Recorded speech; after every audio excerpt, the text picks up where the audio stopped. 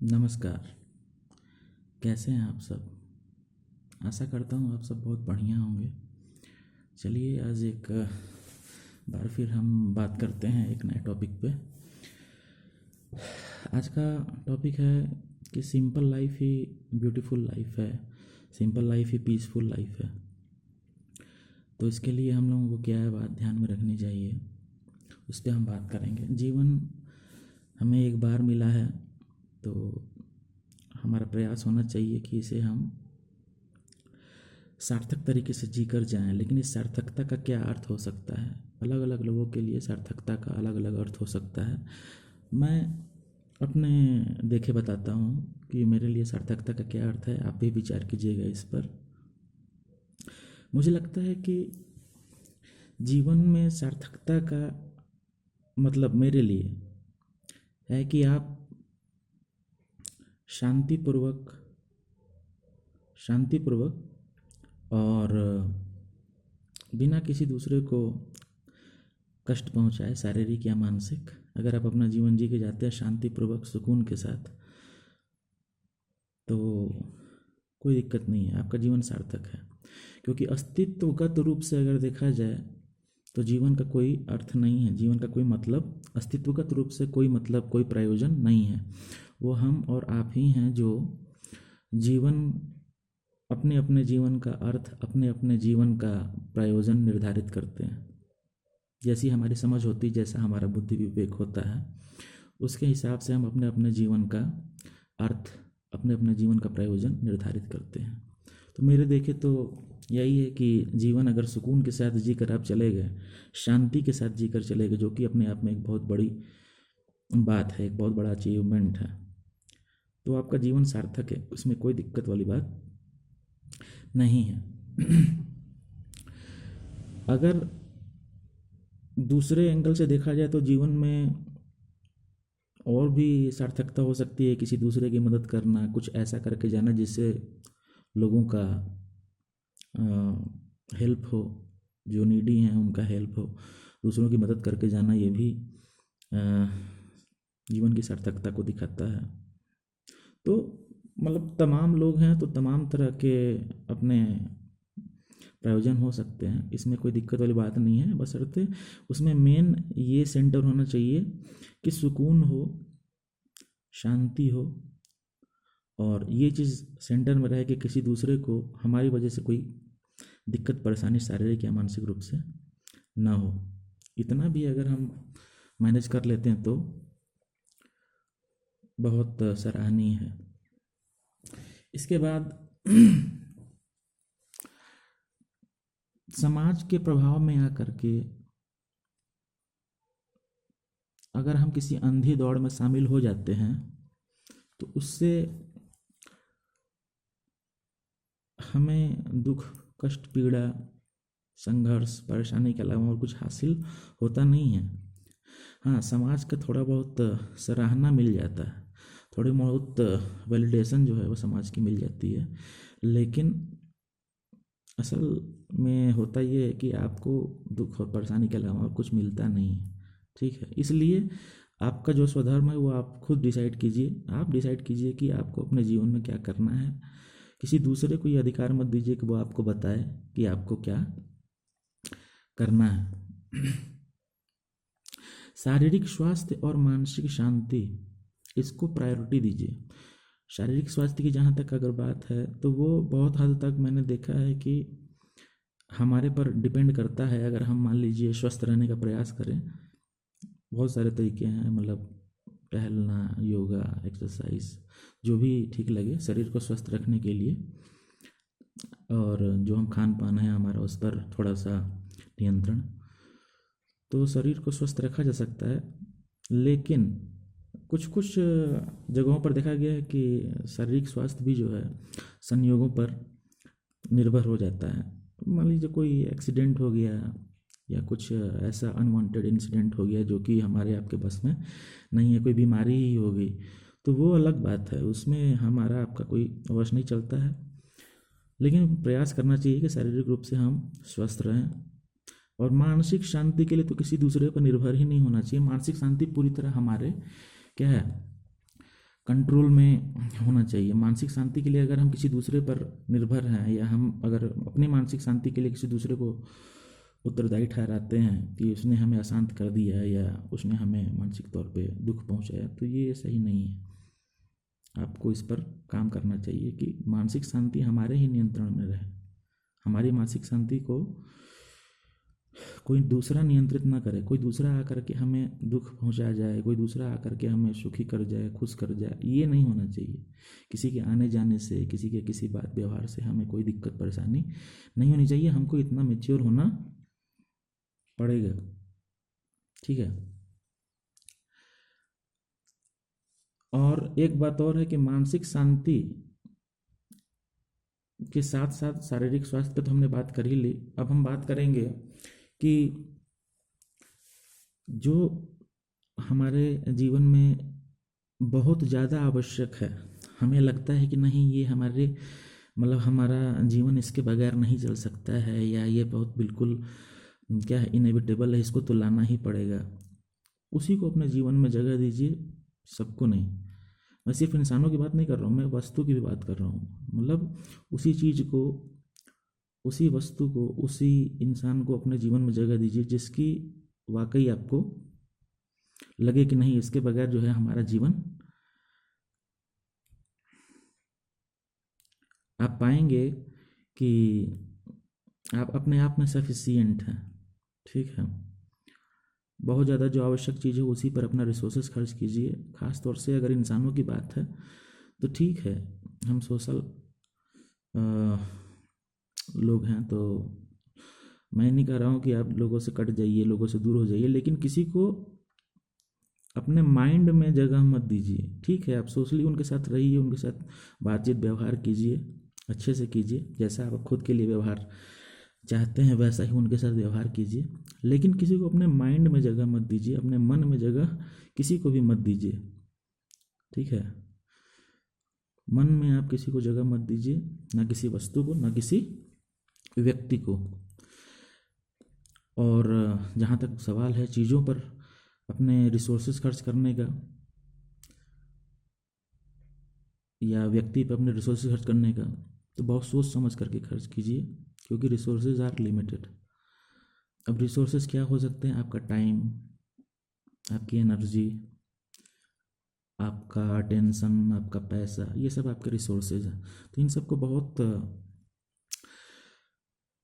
ध्यान से खर्च कीजिए, बहुत सोच विचार कर खर्च कीजिए, बहुत वैल्यूएबल है ये सब, ठीक है, क्योंकि लिमिटेड है। शादी बहुत सोच विचार कर कीजिए, ठीक है। देख लीजिए पहले कि क्या आपको वाकई उसकी ज़रूरत है। किसी प्रेशर में आकर के, किसी दबाव में आकर के, परिवार के दबाव में आकर के, या फिर समाज के दबाव में आकर के, या फिर सिर्फ महज अपने शारीरिक ज़रूरतों को पूरा करने के लिए, ये सब कोई वाजिब कारण नहीं है शादी करने का। अगर आप इन सब वजहों से कर रहे हैं तो खबरदार मत कीजिए, दिक्कत में पड़ जाएंगे। शादी बहुत सोच विचार कर कीजिए। शादी उन्हीं लोगों को करना चाहिए जो कि वाकई अपने आप में खुश हैं, जो अपने आप में खुश हैं, जो अकेले अपने आप में खुश हैं, उन्हीं लोगों को शादी करना चाहिए। जो अपने आप में लगता है, जिन्हें लगता है कि नहीं वो खुद को समझते हैं अच्छी तरह से, बहुत अच्छे तरीके से खुद को समझते हैं, जानते हैं, ठीक है, जिनको अपना पता है, उन्हें ही शादी करनी चाहिए।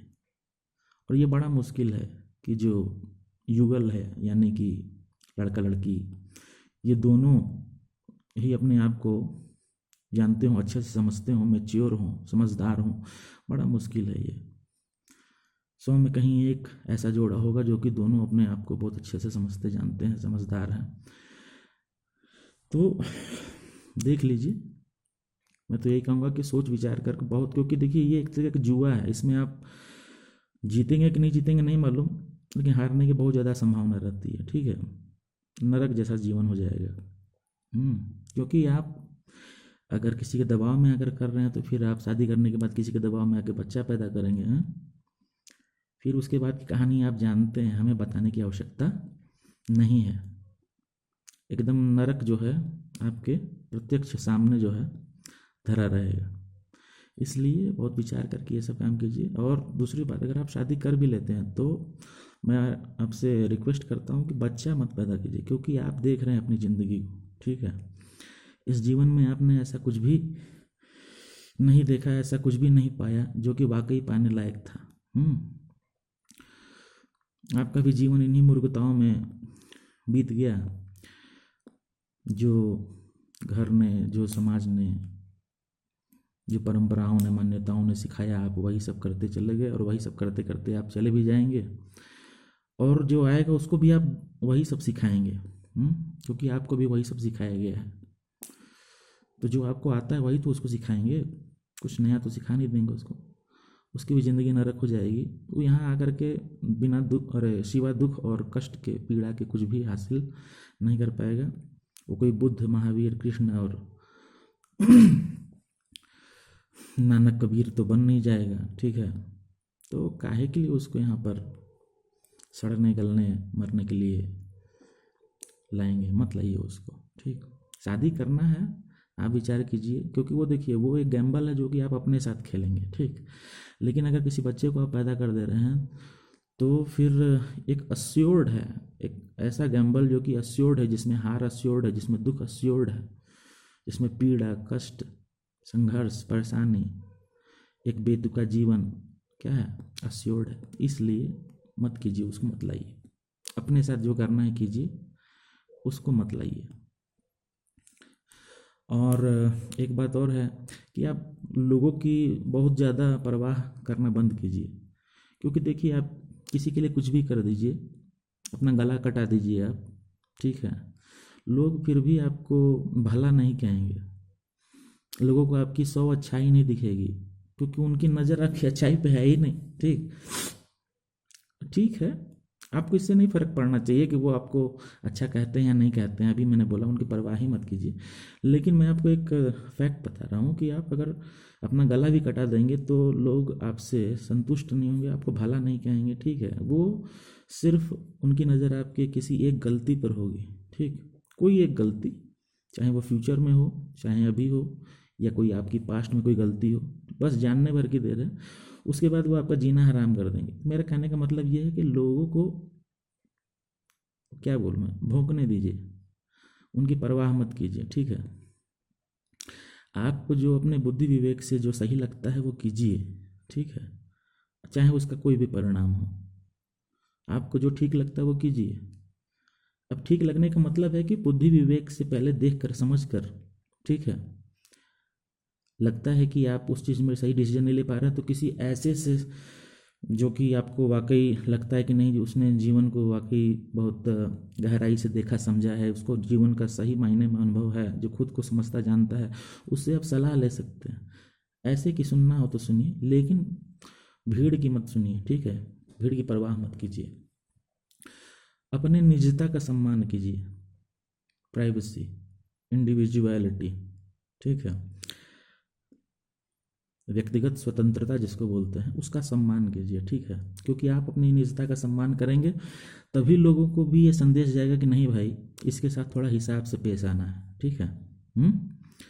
तो अपनी निजता का सम्मान कीजिए, थोड़ा बाउंड्री सेट कीजिए। लोग हैं, लोग बाउंड्री ब्रीच करने का कोशिश करेंगे, बाउंड्री तोड़ने का कोशिश करेंगे, लेकिन एक बार, दो बार, तीन बार कोशिश करेंगे, उसके बाद वो समझ जाएंगे। तो आप अपनी निजता का सम्मान कीजिए, और भीड़ में भेड़ बन के चलने का कोई मतलब नहीं है, ठीक है। दुर्दशा वही रखी हुई है, इसलिए भीड़ से बच के रहिए। देखिए, ऑब्जर्व कीजिए, दूर बैठ करके देखिए भीड़ को, ऑब्जर्व कीजिए, लेकिन उसमें शामिल मत हो जाइए। अपनी निजता बनाए रखिए, बाउंड्री सेट करके रखिए। कुछ समय एकांत में बैठिए, 24 घंटे में से आधा घंटा, 1 घंटा कम से कम अपने लिए निकालिए, एकांत में, बिना किसी गैजेट्स, बिना किसी किताब, बिना किसी टीवी, म्यूजिक, मतलब बिल्कुल एकांत, कुछ मत कीजिए, बस शांति से बैठिए और सोचिए, सोचिए दुनिया के बारे में, सोचिए खुद के भीतर झांकिए, जो आपके मन में जो ख्याल आ रहे हैं उनको देखिए, बस देखिए। और ये प्रयास कीजिए समझने का कि ये जो ख्याल आ रहे हैं क्यों आ रहे हैं, कहाँ से आ रहे हैं, इसके पीछे क्या है। शांति से बैठिए आधा एक घंटा और ये इसको अपनी दिनचर्या में लाइए, ठीक है। और आपका ध्यान बहुत वैल्यूबल है। देखिए कि आपका ध्यान कहाँ जा रहा है, आपका अटेंशन किस चीज़ को मिल रहा है, किस वस्तु को मिल रहा है, किस व्यक्ति को मिल रहा है। क्या वो वस्तु या व्यक्ति आपके अटेंशन की योग्य है, क्या वो आपके व्यक्ति या वस्तु आपके अटेंशन को डिजर्व करता है, ठीक है। इस चीज़ को जब आप अपने रूटीन में लाएंगे तो आपको बेनिफिट होगा, यकीन मानिए। और आप धीरे धीरे 15 मिनट 20 मिनट आधा घंटा करके आप 1 घंटा 2 घंटा ऐसे निकालिए अपने, धीरे धीरे कीजिएगा तो आपको खुद में समझ में आने लगेगा। सबसे ज़रूरी चीज़ मुझे जो लगता है ध्यान, कि आपका ध्यान किन चीज़ों पर जाता है और क्यों जाता है, क्या कारण है, ये समझना बहुत ज़रूरी है, ठीक है। समझ, आदमी को अच्छा नहीं होना है, समझदार होना है, ठीक है। यही तो गलती हो गई है हम लोगों से। अच्छा नहीं बनना है भाई, समझदार बनना है, ठीक है। We do not have to be good, we just have to be intelligent.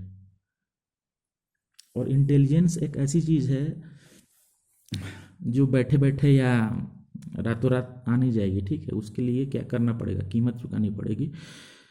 तो मैं यही कहूँगा आपसे कि एकांत में बैठिए आधा एक घंटा कम से कम रोज़। और ठीक है, जब तक आप संघर्ष कर रहे हैं तब तक कोई दिक्कत वाली बात नहीं है। संघर्ष तो करना ही पड़ेगा लाइफ टाइम, यहाँ करने क्या आए हैं धरती पर, संघर्ष करना ही आए हैं, ठीक है। कीजिए, देखिए, हर एक चीज़ को ऑब्जर्व कीजिए, बी एन ऑब्जर्वेंट। और ये तो मैंने पहले ही बता दिया कि किसी को शारीरिक या मानसिक कष्ट मत दीजिए। साफ बात है कि जैसा आप अपने साथ चाहते हैं व्यवहार, वैसा ही दूसरे जीवों के साथ भी कीजिए। मैं सिर्फ इंसानों की बात नहीं कर रहा हूँ, मैं सबकी बात कर रहा हूँ। मैं हर एक जीव की बात कर रहा हूँ। किसी भी जीव के साथ, किसी भी इंसान के साथ वही संबंध रखिए जैसा आप चाहते हैं कि लोग आपके साथ रखें, ठीक है। मत दीजिए उनको दुख, क्या कीजिएगा, क्या मिल जाएगा आपको। देखिए, आपके अंदर जो भी ईर्ष्या, क्रोध, छल कपट, ये सब अगर है अंदर, किसी को अशांत करने की प्रवृत्ति है तो क्यों है, इस पर विचार कीजिए थोड़ा सा, ठीक है। और विशेष क्या बोलूँ, इतना ही है। सिंपल जीवन जो है, सरल जीवन जो है, वही सही मायने में सार्थक जीवन है। बाकी तो अपनी अपनी सार्थकता का, लोगों का अपना अपना परिभाषा हो सकता है, लेकिन मुझे लगता है कि अगर आप सरल जीवन, सहज जीवन, स्वाभाविक जीवन जी करके जा रहे हैं तो आप बिल्कुल सही जीवन जी करके जा रहे हैं। इसके लिए बहुत ज़्यादा तीर नहीं मारना है, बस देखना है क्या चीज़ ज़रूरी है, क्या करना ज़रूरी है, ठीक। तो इस पर थोड़ा सा ध्यान दीजिए, फोकस इस पर रखिए। और बाकी बात फिर हम लोग आगे मिलते हैं तो बात करते हैं, अगले किसी टॉपिक पे बात करेंगे। आप लोगों ने वीडियो देखा सुना, उसके लिए धन्यवाद।